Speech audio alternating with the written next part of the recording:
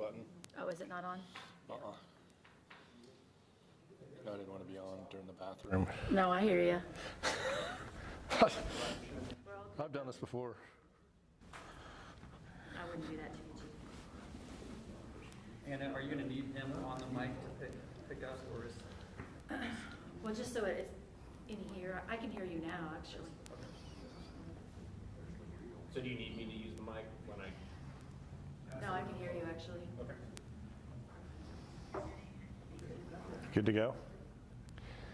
All right. Good evening, everybody. Thank you so much for coming today to our community forum.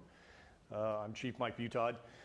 I think what we're going to do is just, I have one of our great Citizens Police Advisory Council people here today. They're going to give a quick overview of what that group does for us. And if there's any questions, Kyle would be happy to answer those as well. And then I'm just going to do an overview of the police department and field whatever questions happen to come in on YouTube. So without further ado, Kyle Neal with the Citizens Police Advisory Council. Thank you, Chief. Good evening, everyone. Like Chief Butod said, my name is Kyle Neal. I am the chair of the Citizens Police Advisory Council. And I'm just going to provide a quick overview of the CPAC for short. That way we don't have to do the same words over and over again before we get into the Chief's presentation. So CPAC's mission statement is to serve as an advisory board to the City Council, City Manager, Police Chief, and to improve the understanding and communications between the police chief, between the police and the local community.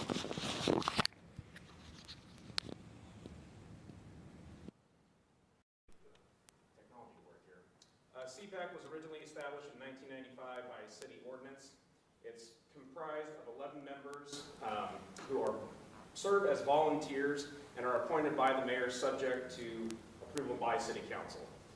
The current requirements for members of CPAC are that they have to be an Olathe resident or they have to be employed or own a business within the city limits of Olathe.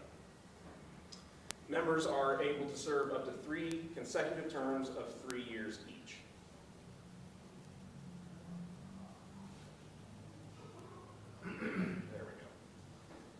And then some of our activities are listed on the screen there. I won't read all these off to you. Our most common activities are the community forums, which we're having tonight, our team forums, which are opportunities for Olathe's high school students to provide insight as to issues that they're seeing in their schools, propose solutions and things that they'd like to see go a little bit better. Provide kind of a safe opportunity for them to speak to basically third-party groups that are not related to the school district necessarily, and not directly speaking to the police department, to try and allow for some greater feedback, insight, and conditional, if not anonymity. And then finally, we do every month at 7 p.m. here in the police department to go over previous CPAC happenings for the previous month, ongoing activities within the department, and then general community concerns that the local citizens may have. Additionally, we do review a lot of bias-based policing complaints as part of our role, but that currently happens in executive session. So with that, if there are any questions, just go ahead and open it up. If not, I'll turn it back over to the Chief.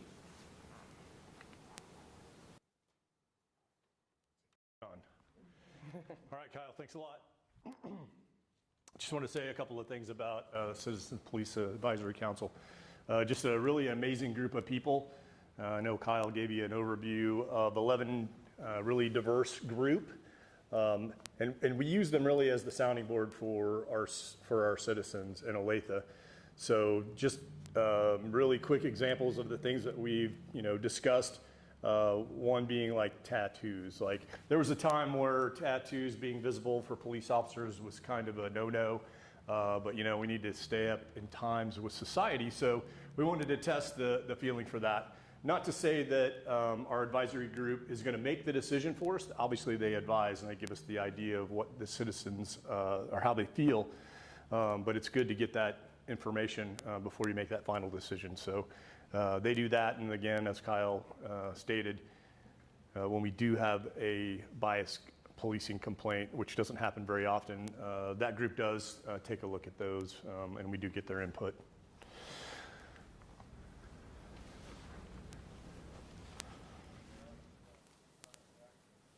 Okay, so moving on to an overview of the police department. A little about myself. So I started here in 1993 as a police officer, so I'm really homegrown. I've been with the police department for almost 31 years now. I'll be 31 years in December. Held pretty much every position throughout the department, or supervised every position. Really heavily involved in our tactical support unit. I feel very operationally sound that way. As a sergeant, I also was the public information officer for a while, so I was the second one in the department. The benefit for me was that I didn't have to deal with social media because social media wasn't invented, so that was a blessing. But the media was a lot more involved in the things that we were doing, so I talked to the news outlets pretty much every day. That was a huge learning curve for me, and I think that was something that really kind of helped me advance in my career for sure. From then, I kind of went on to more of a command staff role, and really was operational, working shift work for quite a while until I became a major, and then eventually promoted to deputy chief. And luckily in 2019, I really feel like I inherited a gold mine, becoming the police chief. So a little about my career.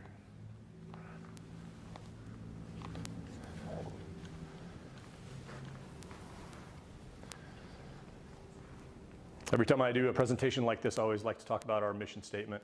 And it's pretty simple for us, but serving, protecting, and working with the community is, on the forefront of everything that we do. So we felt like when we created this that, a lot of police departments have the slogan, protect and serve. And we felt like, although we do a lot of protecting, serving is really in the forefront of our minds. So we wanted to put that in the front. And obviously we work with our community in a professional manner to prevent, reduce, and solve crime. A little bit demographics of the police department. So we now have 241 employees.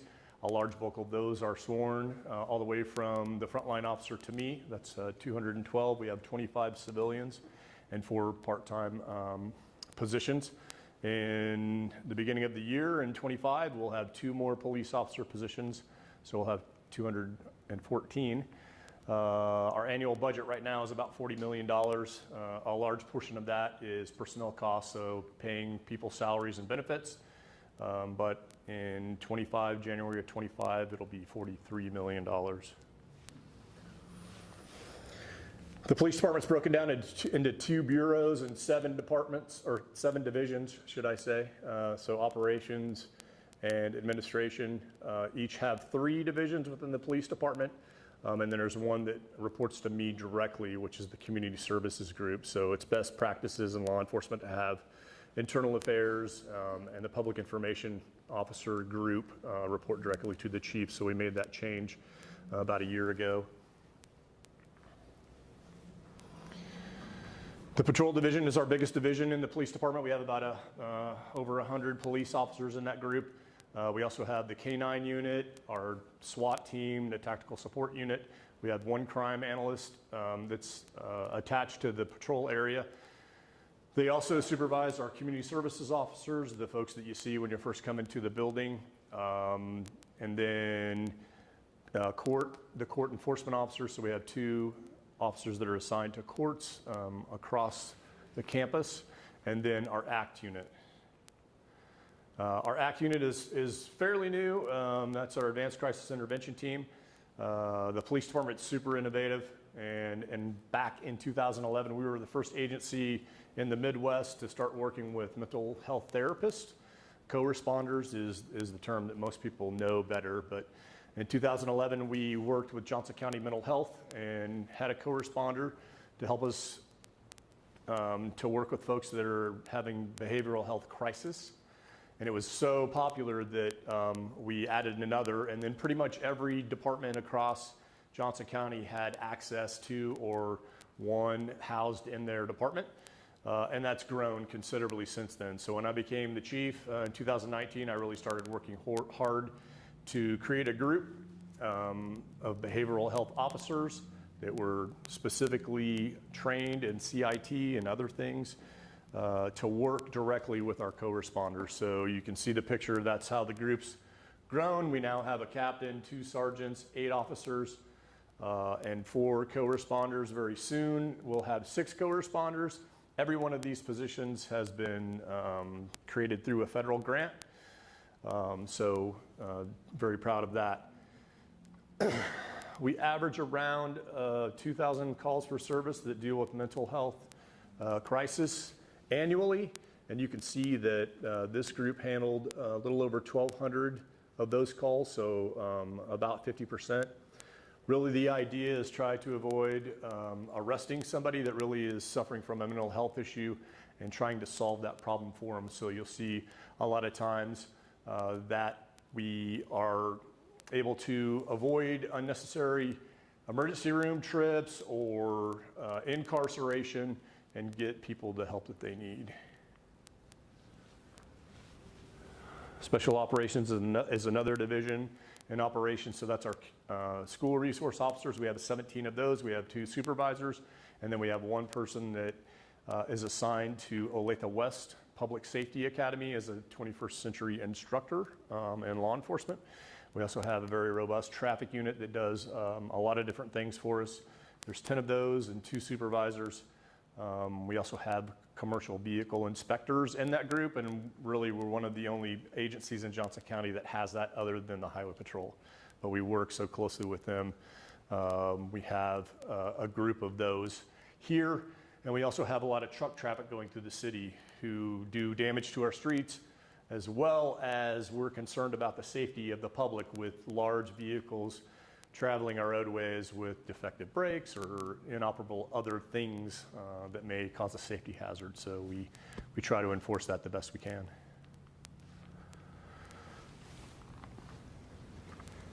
Personnel and training is another division. They do a whole lot of different things for us. So they do a lot of the in-house training for us.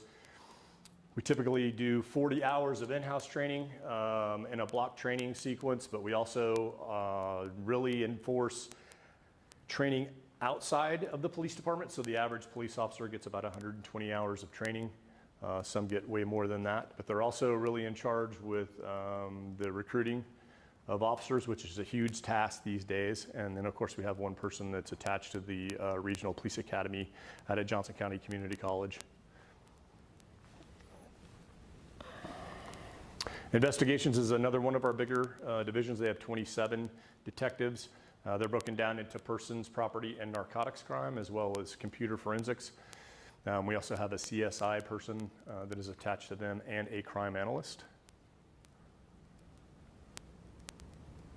We are one of the only Johnson County agencies that has consistently had a narcotics unit, and we feel that it's very important to keep that established because some of our violent crime comes from just typical drug transactions, and you can see in the pictures of some of the things that we have recovered.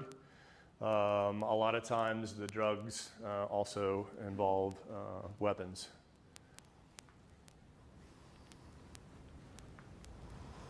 Our support services is a smaller group, but they do mighty work. So they are our records unit and our property and evidence group.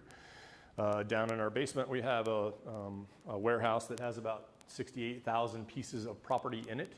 They also handle all of the Kansas Open Records requests.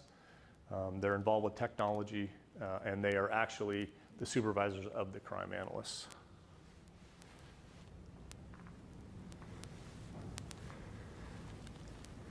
Our administrative services division, really, I always say kind of keeps the wheels rolling. So they're in charge of our fleet and our facilities, as well as our budget and purchasing. We do have 2 off-site buildings besides the police headquarters here on our campus. We also have a substation at Station 6 on College Boulevard out by Cedar Creek, and then we have at Fire Station 7 at 163rd and Merlin. We have a substation there as well. Community Services is the group that reports directly to me, and so we have professional standards in there, which really entails the division commander and 2 sergeants that do all of the reviews for complaints. And then we also have the Community and Media Relations group, really, which is the public information officer who works with community outreach specialist and officer. And then we have our media specialist as well, which is cut off there for some reason. By the numbers, so here are the stats for 2023.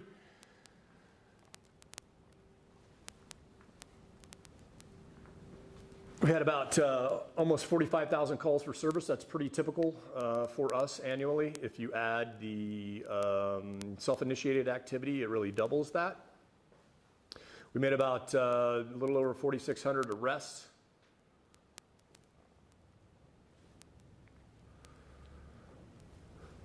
A little over 1,800 traffic citations issued.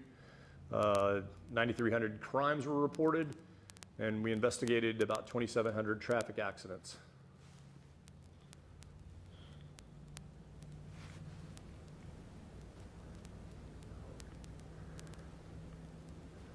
What just happened? Hit that play button. Oh, there we go.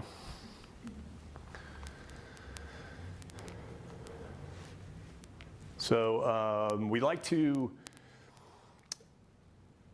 kind of grade ourselves through performance measures in a lot of different ways. Through Benchmark Cities annual survey, which is a group of 30 different police agencies across the country. We compare crime rates, clearance rates, crash rates, salaries, demographics, size of the city, just about everything that you can think of. And then we also like to take a look at perceptions from the community, and that's in our Direction Finders survey that maybe some of you have received through the mail, and the Citizen Satisfaction Survey, and then of course we like to look at our own benchmarks. This is the Direction Finders Citizen Satisfaction Survey, and you can see that the overall quality of police, fire, and emergency medical services scored at a 95%, which is an incredible score for a community. This is the Benchmark Cities survey, and the cities that are all part of this group. We meet annually at different locations to talk about different things and compare our statistics with each other. For whatever reason, we had some changes in the way stats were reported to the federal government, and so some of the cities had a hard time making that occur. And so I have the scores for 22, just to give you an idea of kind of where we land. So you can see that way over on the right, we are in first place for the percent of persons crimes cleared at almost 96%, which is a remarkable score. So violent crime doesn't happen very often, but when it does, it typically gets solved. You can see that we're all the way over to the left, which is the second best score for injury crashes per 1,000 citizens at 1.92 per 1,000. We have a really great response time. That's one of the benchmarks that we always try to ensure that we are accomplishing, and we want to respond to emergency situations within 5 minutes. And you can see that we had the second best score in 22 at, well, it was 4.42 minutes. And then we like to compare against ourselves. So you can see where the green circle is. We had a 3% decrease in violent crime or persons crime from 2022. And this is really a chart to show consistency. So really from 2019 to 2024, we've had a pretty consistent, very low crime rate. And like I said, crime doesn't occur all the time, but when it does, it typically gets solved. and persons crimes are cleared at 87%, and the property crimes at 31%, a little bit over 31%, which is really fantastic because those are the ones that are really difficult to solve. That's the crimes that, you know, somebody stole your whatever overnight and we really don't know what the suspect is. So that's a really great score.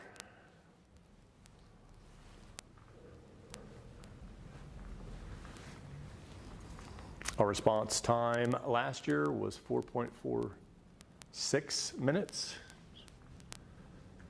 It's always a balance to get there quickly but not drive too fast to endanger the public. And really one of the things that we think is most important for us is our community engagement, something that we really concentrate on a lot.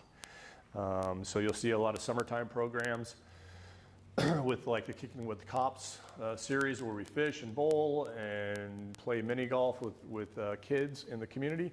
But really it's an everyday thing for us, and we really try to concentrate on doing that on a daily basis, really informally. We have mentors that work at the Lowrider Bike Club, and if you know anything about the Lowrider Bike Club, that is our Lowrider car in the picture with the Blue Angels jet, and our bicycle as well, which really is an incredible story. And then we also do a lot of after-school work at the Spot, mentoring kids as well. Just some pictures of our engagement.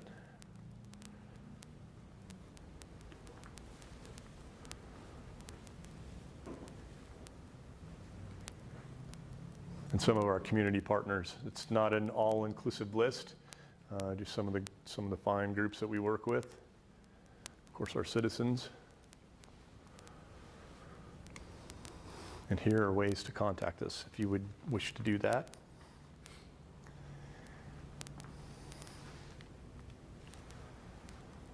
And with that, does anybody have any questions, John? No. That's amazing. Does anybody else have questions besides Sean? Yes, Kyle. There was one acronym I saw on the ACT unit slide. I think it was 19% NTA. What does that NTA stand for? Yeah, notice to appear, so it's a citation.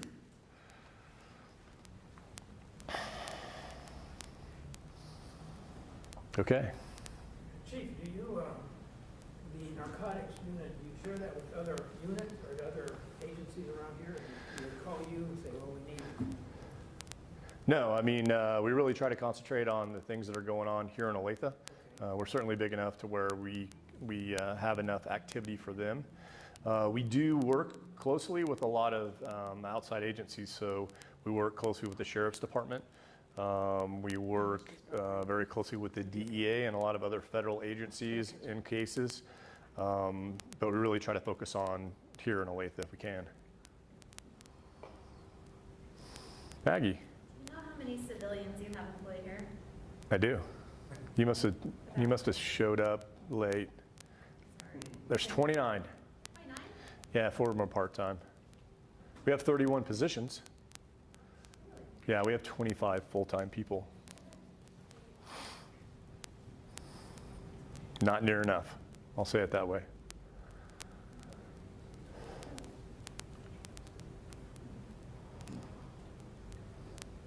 Okay.